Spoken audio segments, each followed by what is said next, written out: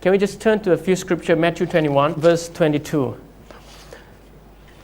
Very short verse. Now, Jesus said, if you believe, you will receive wherever you ask for in prayer. Wow, simple, straightforward.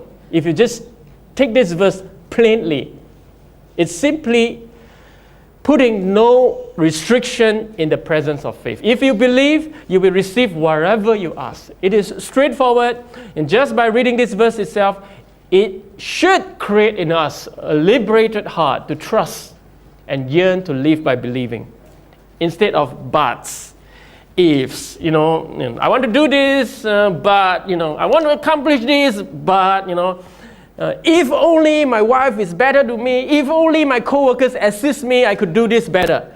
If my boss understands me, my life gets better.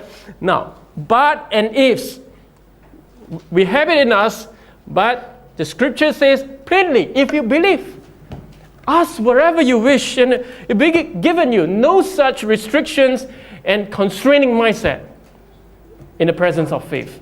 Now, I understand, as with this kind of verses, we all have our individual theological mind, our explanation. But with some verses, listen up.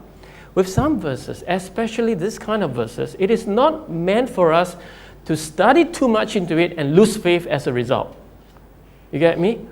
When God don't put constraint on certain verses, we don't purposely put the constraint there. Just accept the truth as it is. In fact, we must let ourselves be influenced by such verses that carry the promise of God.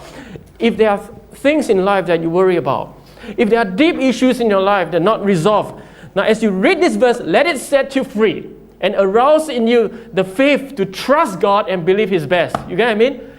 Now, don't study too much this verse, what if this, what if that, or believe what, is it His will, then what about His will, this and that, Now, reading too much now, although it's not wrong, but when you come across this kind of verse, don't read too much into it and be drawn away from trusting God with your problems. That is not what God meant it to be.